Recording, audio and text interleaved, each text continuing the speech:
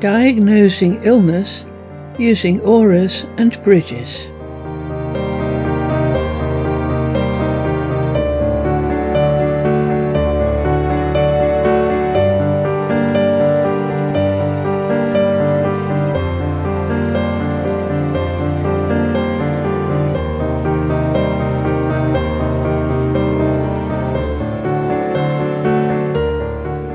Remote diagnosis using bridges. Some sensitives are able to remotely diagnose that someone is ill, and they use a bridge. Hair, an article of clothing,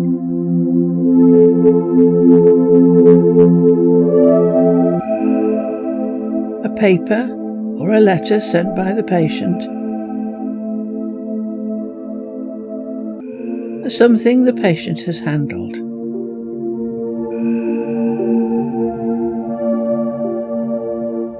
Harriet Martineau. Letters on mesmerism. As her powers improve, she becomes able on rare occasions, which can never be anticipated, to discern bit by bit the disease of a person she never heard of, whose hair, sent under proper conditions, is silently put into her hands. This exercise appears to absorb her attention and interest more than any other. She renews the effort, time after time, sees more and more, and in one case appears to have penetrated the matter completely, declaring spontaneously that the lady, whom she could never have heard of, and who was a stranger to us, was nearly blind, and must be treated in such and such a manner. Frances Farrelly worked remotely using blood as the bridge. She worked with doctors on an official basis, as non-invasive diagnosis has enormous advantages over exploratory surgery, biopsies, or X-rays.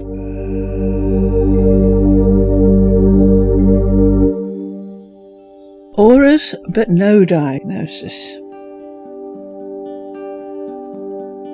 Some people can just see the auras of people, whether sick or not. Democritus was an ancient Greek pre-Socratic philosopher, born around 460 BC, remembered today for his formulation of an atomic theory of the universe. But he could see auras. Democritus. They communicate and transmit to the recipients the opinions, thoughts, and impulses of their senders. When they reach their goal, with the images intact and undistorted,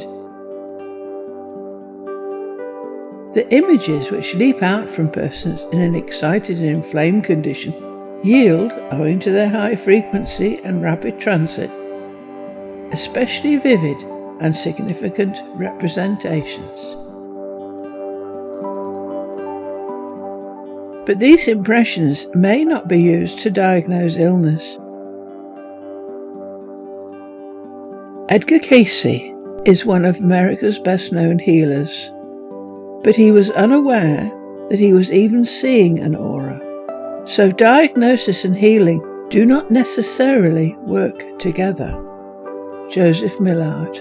Edgar Cayce. Edgar was walking back to the depot with Lane when they met a man tramping down the street, wrapped in a cloud of personal misery. He was a drab, dull, nondescript little man. As they met, Edgar glanced at him and shuddered. "Ooh, what a horrid combination of colours." Lane threw a startled glance back, then stared at Edgar. "What colours? I thought he was about as colourless as any man I've ever seen." "Oh, I didn't mean his clothing," Edgar said. He made a gesture, circling his own face with a forefinger.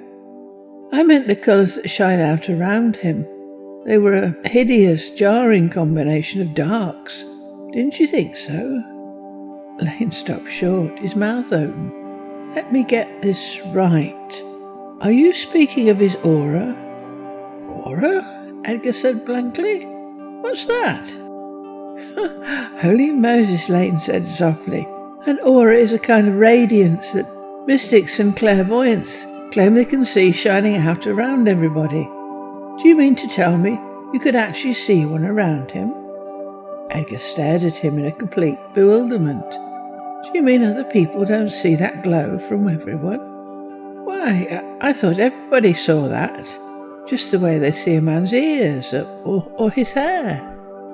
Furthermore, even though the aura may be visible to a person, they might not use it for diagnosis. Gifted children are often able to see illness, but may not be aware they might be seeing emotional distress and illness. The boy who saw true.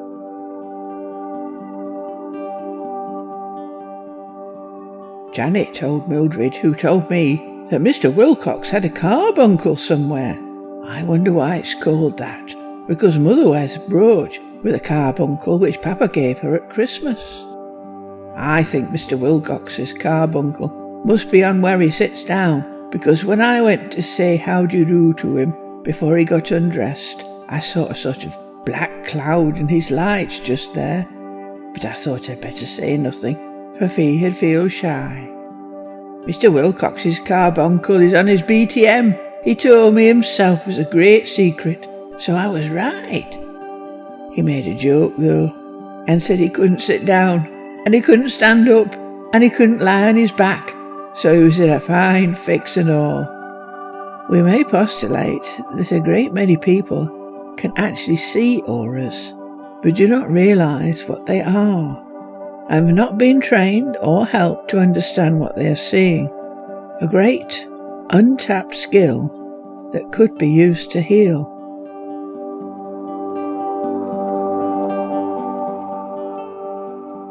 Auras and diagnosis.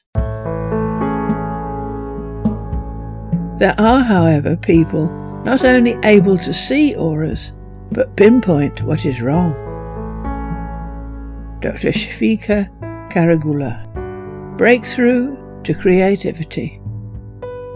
The next day we selected chair number 7 before we entered the clinic. We sat down quietly and began our observations on the patient immediately. Diane saw a disturbed pattern of energy in the vortex at the throat, with an irregular rhythm and grey colour. The vortex at the pituitary was also disturbed, and the energy vortex at the solar plexus. When Diane looked at the physical body itself, she described low function of the thyroid. She went on to say, the pituitary gland is not there, it is out. The pancreas is not functioning, and the adrenals are functioning very poorly. It seems that the periphery of the adrenals is not functioning. The breasts have been affected, but they are not there now. There is not enough energy going through the spine from the waist down. She has trouble with her legs. The medical report on the patient said that the pituitary glands had been removed, and the patient was being given a pituitrin and cortisone. The breasts had been removed because of cancer. She had had an operation on her back and decompression of the cord to relieve pains in her legs, numbness, and difficulty in emptying the bladder. The patient was still taking cortisone, pituitrin, and thyroid. These people diagnose and do not heal. From a conventional doctor's point of view, these people should be invaluable, as they can often find illness the patient is reluctant to discuss or simply does not know is there, because the symptoms have not emerged or are not recognised as symptoms. And we have 2 guest videos about just such people. Jason Ward. The first 2 videos in the playlist describe Jason Ward. The 2 videos need to be seen together and are from the Oprah Winfrey Network. Medical Intuition, Miracle Detectives. In the first video, a conventional doctor describes diagnosis using standard questions and symptoms. testing intuition, miracle detectives. The second video shows Jason with a real patient diagnosing using his psychic powers, and Jason manages to find far more things that need treating than the doctor, which, given they have been found early, may provide a cure. Dora van Gelder Kunz. A link to Dora's biography on our website can be found below, but this interview with Dr. Shafika Karagula is from 1986 and has been released as part of the Theosophical Society in America's Classic series. It is a gem, as chakras, meridians, nadis and diagnosis are all explained and discussed, linking in very helpfully with our videos on the symbolism of rivers and streams, the chalice, the cup and the Holy Grail, the symbolism of chakras and flowers,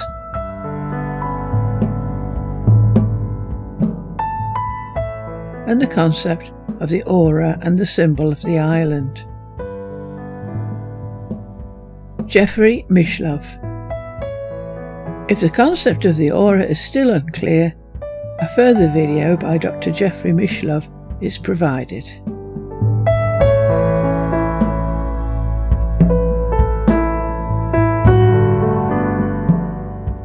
Diagnosis and healing. There are some people who simply have the power to heal, but don't diagnose the illness. In effect, the ability to see auras or use bridges is not how they work. They intuitively know what is wrong and even employ mass healing on occasion. These pure healers are described in our playlist on healing itself, and this is Jack Schwartz. But there are people who use what they can see and then heal the blockages and the aura irregularities they have encountered. Barbara Brennan is one such healer, and we have provided a link to our website so you can find out more. Her books and videos are all widely available on the internet. Dr. Hiroshi Motoyama. The final video in our playlist is about Dr. Motoyama. The speaker, Dr. Thomas Brophy, president of the California Institute of Human Science, describes its Japanese founder, Hiroshi Motoyama, who was a parapsychologist, yogi, and a Shinto priest. Motoyama is known for his studies related to the meridians of acupuncture, as well as the chakras of yoga, and how to use them for diagnosis and healing. He is the inventor of the apparatus for meridian identification, the AMI. As such, Dr. Motoyama is a fitting person to end this video, as he advocated the synthesis of modern science with the world's spiritual traditions. Dr. Hiroshi Motoyama, Chakras, Auras and Meridians, from Energetic Medicine, New Science of Healing, by Eamon Fares, July the 26th, 2011. At my research institute, we measured many subjects, maybe about 100,000 so far, over 20 years.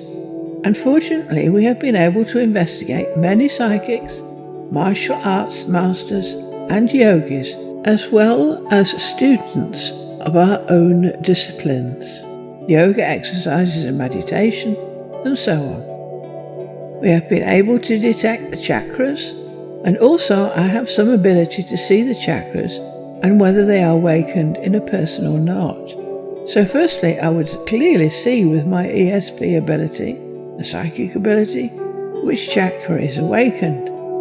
If the chakra is awakened, we can see the very bright colours of the aura and also feel much energy from this awakened chakra.